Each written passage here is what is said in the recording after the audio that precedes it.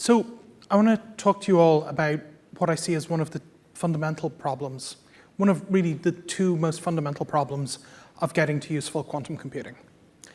So if you think about what it takes to get to useful quantum computers, it's very clear that hardware is a problem, that we need better hardware than we currently have. But what may be less obvious is that we also need better ways of programming that hardware, better ways of making use of it. If we had a 1,000,000-qubit quantum computer with perfect qubits, super low noise, we would already have an issue. There are limited things we could do with that hardware. We're not going to run bigger and bigger QAOA instances. I mean, maybe we are, but there's limited evidence that that is actually going to lead to a meaningful advantage. However, we do know of classes of algorithms where there really is an advantage as you go to larger, lower noise systems. And in particular, Shor's algorithm stands out as a really concrete example of this. So we know that there are these kinds of structured algorithms that you can get to where there is a real advantage. One of the problems of getting there, however, is that constructing these algorithms is really difficult. From our perspective, what we've been focused on is trying to build tools to make it easier to implement these kind of structured quantum algorithms and to develop them from scratch. We've been pursuing an ambitious program to try to go from entirely classical code to automatically accelerate that and compile it down to run on quantum hardware as that quantum hardware matures. We're not there yet, but we've already started to roll out some of the tools we've been building. So last year, I gave a preview of a very early build of our integrated development environment, Triple Alpha. This is it on the screen here. And since then, what we've been doing is we've been developing it further, and we've started to put it into the hands of the first users. Our approach to quantum programming is quite different to the way many others in the area have approached it. Many of the frameworks that exist today are designed to program quantum processors as they exist now and as they have matured. The way we've been tackling quantum programming is to tackle the general problem, to think about what does a large-scale quantum computer need and how do we build a system that scales to that level. So what we do when we do this, we've been building programming languages that are, for example, Turing complete, meaning that they don't just execute circuits. You're not just expressing something that can be unrolled into a circuit, a sequence of gates to be run one at a time on a processor, but instead your program might have loops in it. It might run for an indefinite amount of time. And if you think about our overall goal of going from classical code all the way down to something that is accelerated on a quantum computer, it becomes very obvious why this is necessary, because most classical code has while loops in it. And while loops you generally can't unroll. Within our IDE, Triple Alpha, and within our compiler suite within it, we've already implemented Turing-complete programming languages, helium and hydrogen. We're able to generate quantum subroutines from code written in classical programming languages, C and C++. And these can be included into programs written in our helium language. And then we compile these down and deploy them. Because for us, at least, the end point of software development should be a deployed program that people can use and that people can run with different inputs. So what this means is that we're not optimizing a single circuit. We're not generating a single circuit to run once on hardware. Rather, we're generating a recipe which is going to accept input from the user whenever it's called, and that will be automatically recompiled, run on hardware, and return results to the user, so that we can specify different inputs for different problems.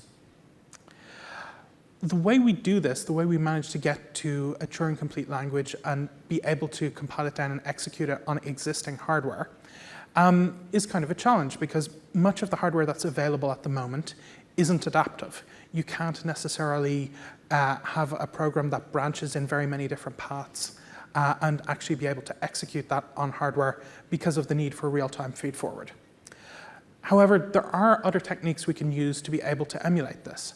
And the way we can do this is essentially by taking a general quantum program and compiling it down to a hybrid quantum classical program, where the classical program is deciding what circuits to execute on hardware, and the hardware is doing circuit evaluation.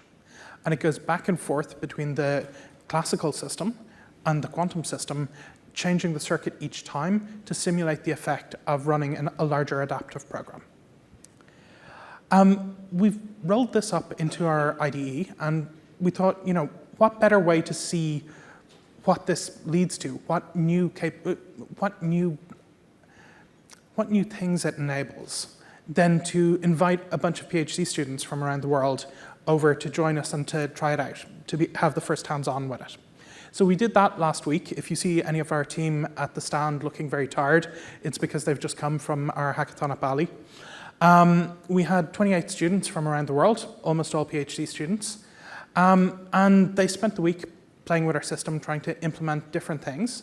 The only thing we asked them for was to try to come up with something scientifically interesting, and that used our tools.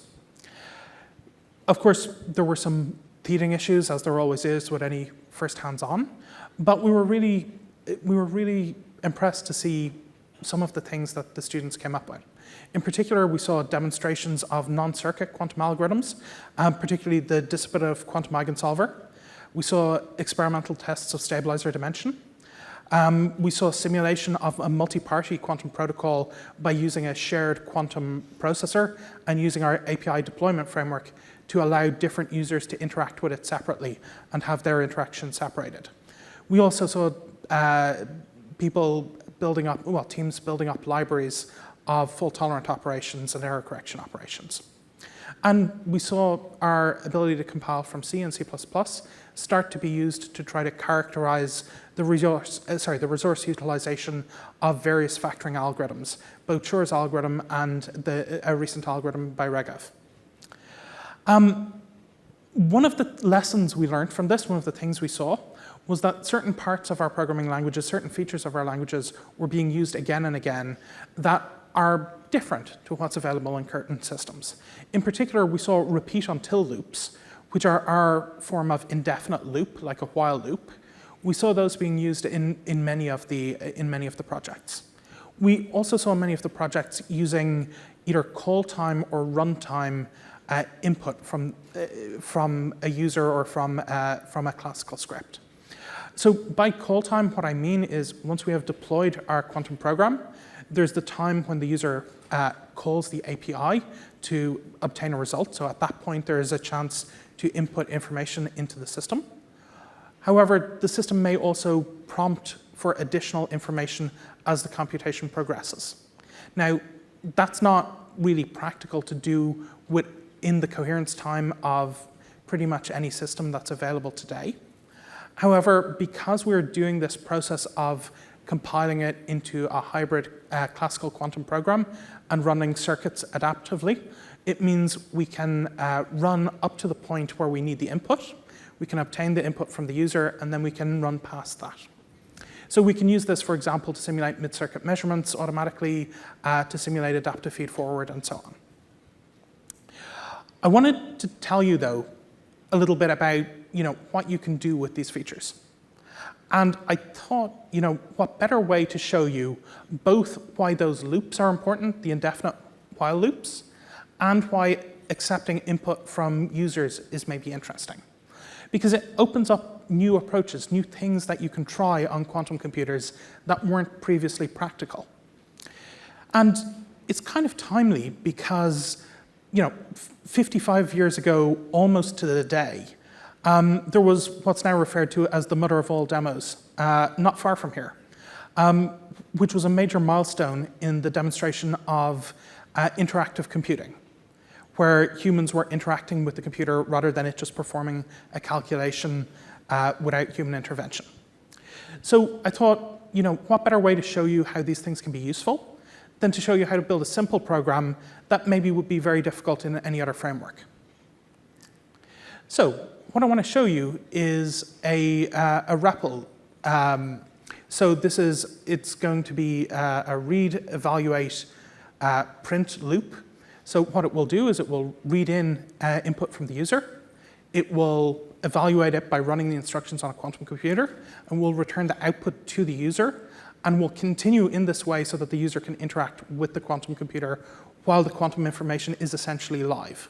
Now, because we are outside the coherence time of any real system, we have to do this in a kind of emulated way where we're passing circuits, running them up to a certain point, returning results to the user, then getting the results, then getting the user's input, running the circuit further, and then post-selecting on having gotten the same results as the previous time. But all of this is hidden from the user in our framework. The user doesn't need to think about this at all. So you'll see this leads to a very simple program. One of the reasons why this kind of program is interesting is also because of the difficulties of debugging quantum programs. So one of the issues you run into when you write programs to run on quantum computers, and one that was very evident during the hackathon, is that it can be very difficult to tell why a program is going wrong. If you're used to writing code in something like MATLAB or Python, you're used to being able to set breakpoints or to be able to interrupt the program or to be able to step through it interactively and explore what's happening if you just change part of the program, how that's affecting the next step of the program. You can't really do that on quantum computers. But you can with this kind of a script. So first thing we do, we just need to set up some initialization. We need to say how many qubits are we going to use. So let's ask the user how many qubits there are. So we're going to get input for a variable called num qubits. And then we're going to set up that number of qubits just with an increment loop. The next thing we need to do to implement our REPL is to, in a loop, we need to get the information from the user for their command at that particular iteration of the loop.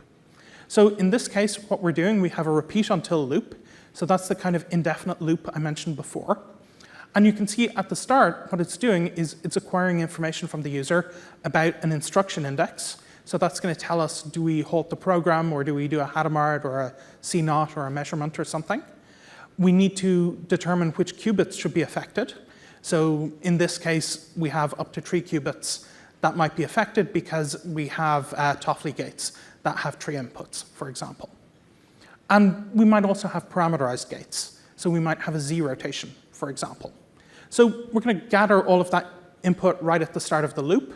We're going to do some other stuff, and then we're going to keep going through this loop again and again and again until the program's finished.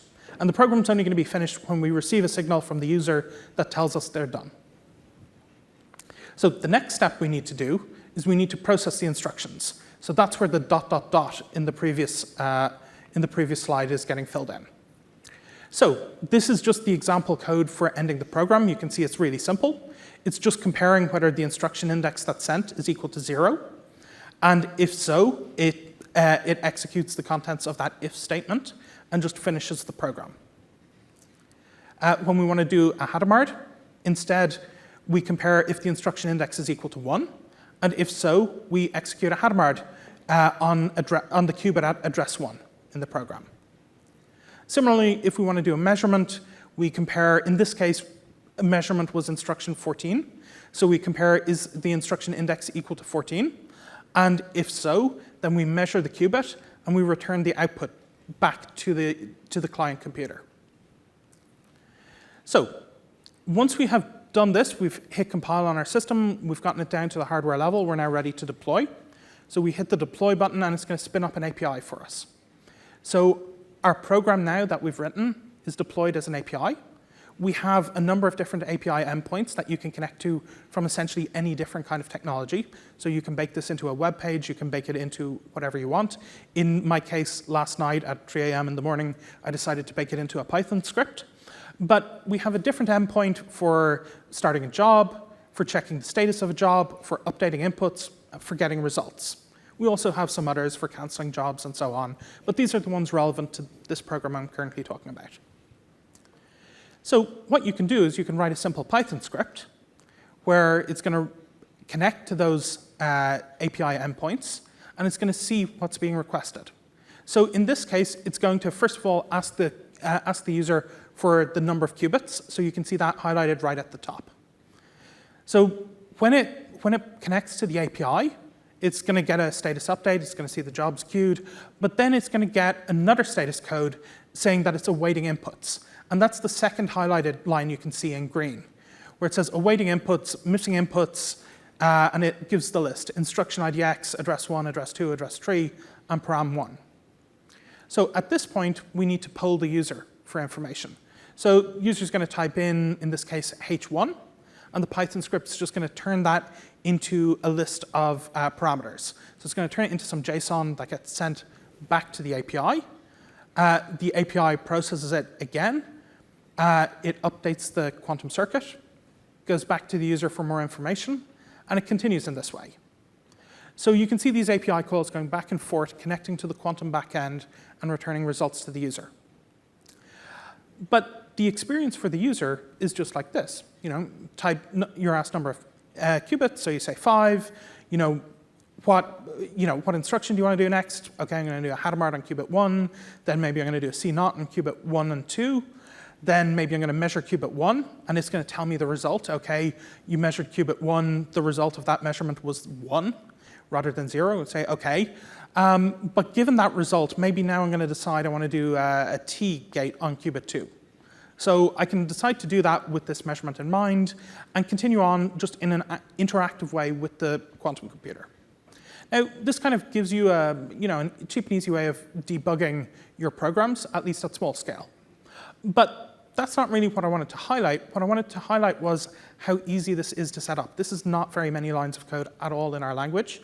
The user does not have to demand post-selection or anything like this. There's no processing of there's no post-processing of information that the user needs to deal with or anything like this. It's really, really straightforward to implement. And it's very natural when you start to cast this problem of programming quantum computers as being equivalent to programming conventional computers, where you want to emulate the same kinds of functionality. So I'm going to leave it there, but if you're interested in seeing our system, please come by our booth. Or if you're interested in trying it out for yourself, we'll start opening it up for early access in the near future, and you can sign up at horizonquantum.com/early access. Thanks very much.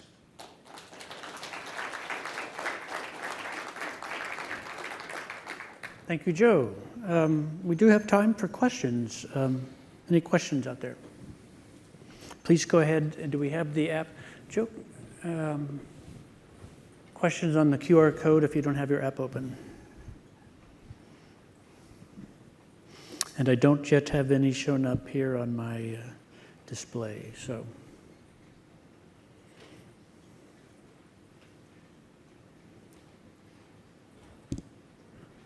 And I'm just going to take a look. Anybody working on questions? Yeah, there's a question coming in. Stand by, Joe. We've got a minute or two still.